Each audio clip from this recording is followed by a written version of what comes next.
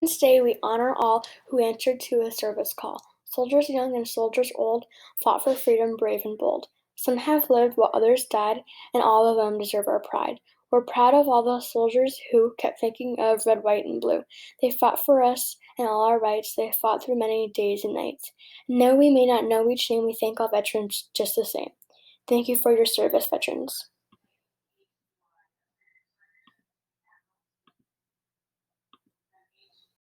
Hi, I'm Leah Hampton. Hi, I'm Jane Norris. And this is our Veterans Poem. Dear veterans, those of us who have not served will never fully understand the sacrifices you made both in times of peace and of war. We will never fully understand what you were required to do and how you were able to do it. We will never fully understand the depths of your scars. But we can offer you this. We see you.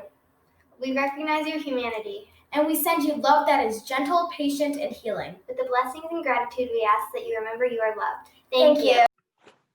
Hello, Timbercrest students and staff.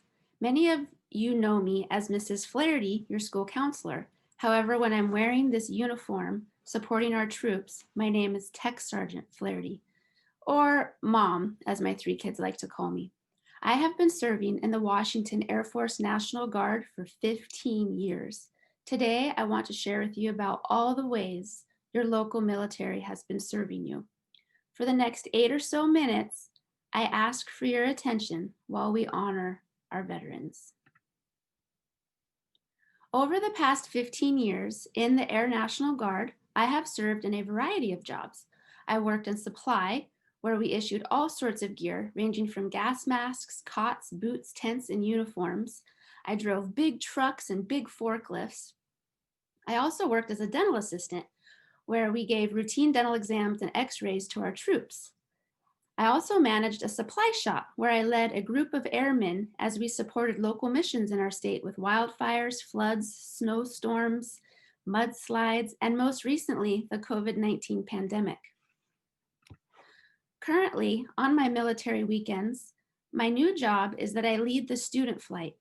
One weekend a month, I go to Camp Murray, McCord Air Force Base in Tacoma, where I welcome brand new troops, aging from the ranges of 18 years old to 39 years old.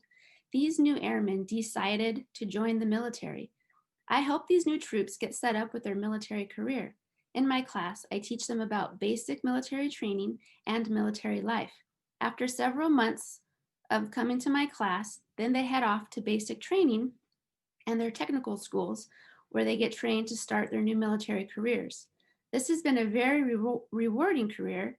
When the troops come back from training, they have their uniforms and it's great to see them again. And then they tell me about all their stories and they're able to share with the new current troops that are in my class. I also love this position because it's very similar to being a school counselor, but only in the military. And I'll keep this position until I can retire from the military in about 4.5 years. The military is made up of big teams. Each person looks out for each other. I've been humbled to serve alongside great community helpers and national protectors. I'm honored to share a glimpse of what our troops are doing in our state and around the world right now. In honor of Veterans Day 2020, I thought it would be good to share how our National Guard is supporting Washington State and keeping us all safe. This has been a historical year for our National Guard. The National Guard serves on 2 capacities. One is federally and one is in the state. Federally, we support worldwide missions, where the state, we support domestic missions, such as things that are happening locally, like the wildfires and floods and snow and the pandemic that we're in. I'll share a little bit about what all this looks like as I go on. So the National Guard was called up recently to help with the civil unrest that was happening in our cities. The National Guard was there so peaceful protesters could use their voice, and we were there to keep them safe from the rioters. The National Guard was also there to protect our citizens' property and businesses. Recently, this past June, I was activated by Washington State to help with the civil unrest in our cities. I was given a 12-hour activation notice that I was needed to report the next morning down at base. I received my gear and I got on a bus and they shipped us down And by lunch the next day, we were all set up in cots and sleeping and ready to help support. They were very long days, they were very stressful, and there was a lot of anxiety felt by many. Currently, the National Guard is assisting with the food banks. Our teams have been hard at work at several locations around all over the cities, helping distribute over 50 million pounds of food to families in need. We still have teams working hard on this mission, and we will probably have teams supporting in this mission until the earliest of February next year, maybe even longer. Many of the civilian volunteers that normally help at the food banks are in the high risk category for COVID. So without the National Guard stepping up to support, many food banks would have been closed. Each year, the National Guard trains teams to support the wildfires. And this year we had some big wildfires. We have National Guard teams fighting fires alongside civilian firefighters on the ground and in air for support. We have support teams who issue the gear and teams that do security checkpoints to protect evacuated homes from looters, and teams of pilots who fly to assist in the fires. Each year, the National Guard trains for this and is ready to help. The National Guard Cyber and Intelligence Squadron was also recently activated due to an increase of cyber attacks. With everyone working and schooling virtually, hackers are hard at work to try to steal our information with cyber attacks using malware.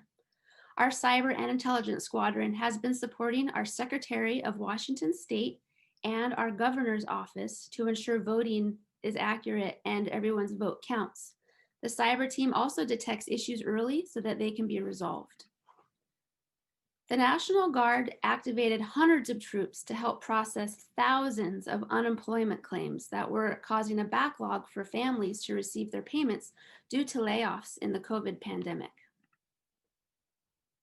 The COVID pandemic pushed the National Guard to learn to support in ways they've not had to do before.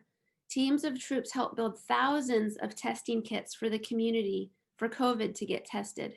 Troops also assisted with administering these COVID tests.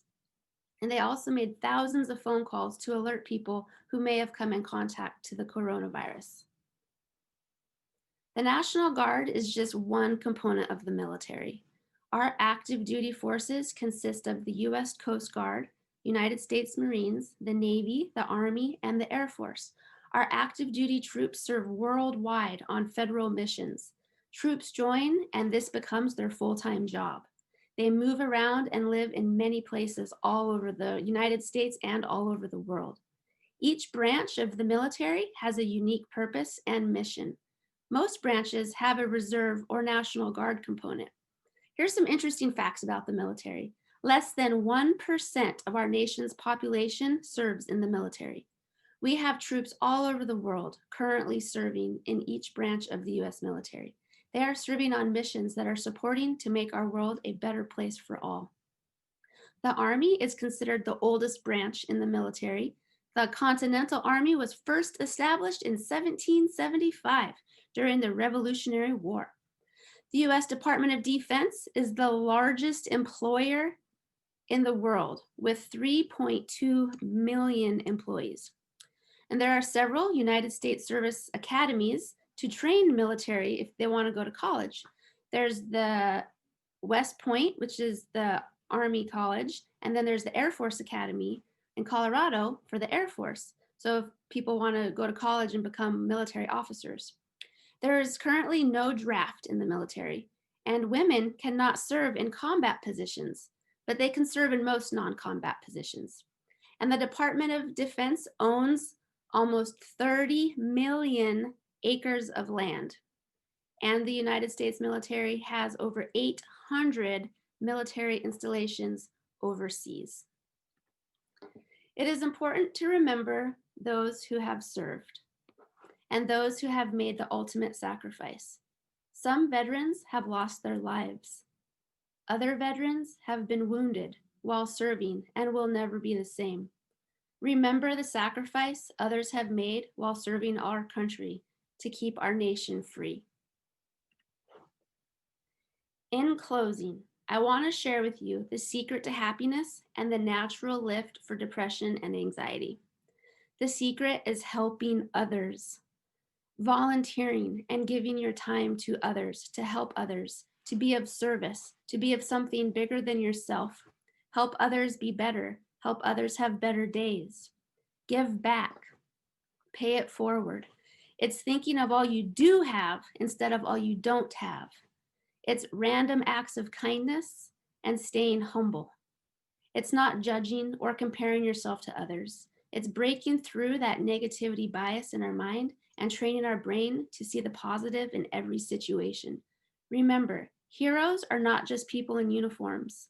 Heroes are your teachers and your support staff and your parents and your friends. Anybody who helps another person is a hero. Thank you for listening and enjoy your Veterans Day. Willingness of American veterans to sacrifice for our country has earned them our lasting gratitude. Jeff Miller. On this Veterans Day, let us remember the service of our veterans and let us renew our national promise to fulfill our sacred obligations to our veterans and their families who have sacrificed so much so that we can live free. Thank you, veterans, and happy Veterans Day. We will not tire, we will not falter, we will not fail. George W. Bush. Hello, everyone, and happy Veterans Day. My name is Jordan, and today I'm going to be sharing with you a little bit about my experience serving in the United States Marine Corps. I decided to join the Marines when I was a senior in high school. I was getting ready to graduate, and I was very much inspired to serve because I had several family members who had served in various branches. For instance, I had my grandfather who served in the Marine Corps. I had another grandfather who served in the Navy, and my dad was serving in the Air National Guard while I was still a senior in high school and was actually deployed to Afghanistan during that time. So I really wanted to give back to our country through service. And so I ended up going to boot camp, or what is also called recruit training, in Parris Island, South Carolina, which is the only place where women train to become Marines. I was with an all-female battalion with female drill instructors, and it was a very challenging but rewarding 13 weeks of training in order to become a Marine. Definitely one of the hardest things I've done. But like I said, it was very rewarding, and I was so proud to, finally finish that 13 weeks and become a Marine. After that, anyone who attends boot camp has to attend school for their military occupational specialty, or what we call MOS. And my MOS was supply administration operations. So what I was responsible for was, during school, we had to learn how to order, maintain, inventory gear, and make sure that gear got shipped to the units that needed the gear to complete their missions.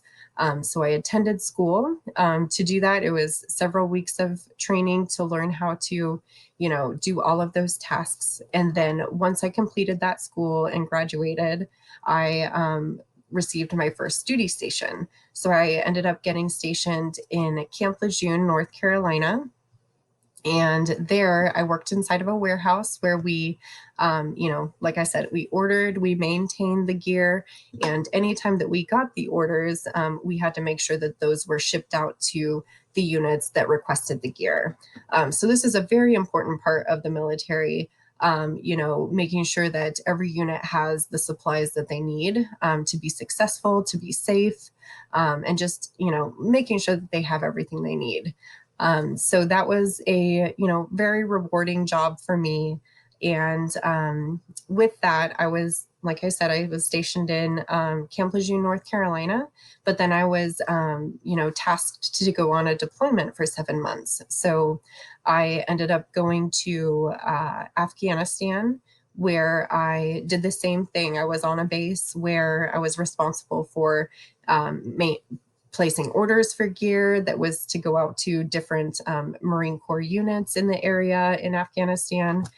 So it was a very, very important job to do. And so I took my job very seriously.